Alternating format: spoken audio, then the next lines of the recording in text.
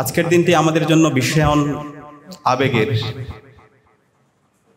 আমরা যখন বিশ্ববিদ্যালয়ে আসি, আমাদের বাবা মা, আমাদের ভাই বোন, আমাদের পাড়া প্রতিবেশী সবাই আমাদের দিকে তাকিয়ে থাকে।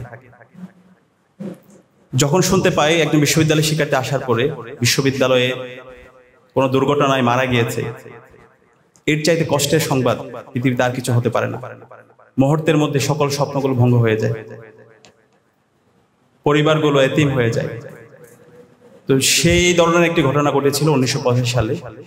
সেদিন 15 অক্টোবর আমরা হারিয়েছিলাম আমাদের 26 জন সহপাঠীকে, এবং একই সাথে আমরা আমাদের এই বিশ্ববিদ্যালয়ের 14 জন স্টাফ এবং অতিথিরা এই দুর্ঘটনায় নিহত হয়েছিল। আমরা সবার আত্মার মাগফিরাত কামনা করছি এবং তাদের জন্য শান্তি কামনা করছি। সৃষ্টিকর্তা তাদেরকে সবাইকে কবুল করে নিন। আমরা আর কোনো অক্টোবর ট্র্যাজেডি চাই না। আজকের যে শোক সভা, এখান থেকে আমাদের শিক্ষা নেওয়া উচিত। এটাকে যদি আমরা শুধুমাত্র একটা শোক সভা করে ফর্মালিটিসের মাধ্যমে শেষ করে দিতে চাই, তাহলে এর থেকে আমাদের কোনো লেসন থাকবে না। আমরা আর কোনো অক্টোবর ট্র্যাজেডি চাই না।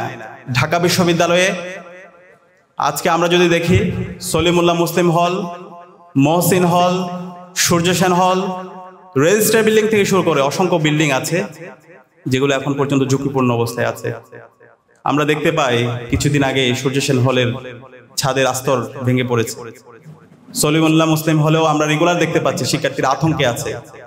মহসিন হলের শিক্ষার্থীরা প্রতিনিয়ত আতঙ্ক আছে। এই সব কিছু জানার পরও যদি আমরা না দেখার ভান করে থাকি, তাহলে আমাদের অক্টোবর ট্র্যাজেডির চাইতে বড় ট্র্যাজেডি হতে পারে। আল্লাহ না করুক। আমাদের এখনই সময় সতর্ক হওয়ার, এখনই সময় কার্যকরী উদ্যোগ গ্রহণ করার। আমাদের অনেক সীমাবদ্ধ থাকতে পারে, বাজেটের ঘাটতি থাকতে পারে, কিন্তু আমাদেরকে প্রায়োরিটি সেট করতে হবে। আমাদের জীবনের মূল্য দিতে হবে।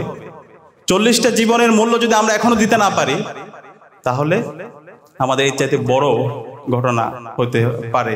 সেখানে আমি বিশ্ববিদ্যালয় প্রশাসনের সর্বোচ্চ দায়িত্বশীল এখানে আছেন, আমি সবাইকে অনুরোধ করব, যে সমস্ত ভবন ঝুঁকিপূর্ণ অবস্থায় আছে, আমাদের এখনই সময় এই ভবনগুলোর নিরাপত্তা নিশ্চিত করা এবং একই সাথে আমাদের যে 2800 কোটি টাকার যে বাজেট, সেটার দ্রুত গতিতে সেটা বাস্তবায়ন এবং সেটার কাজ শুরু করে দেওয়া।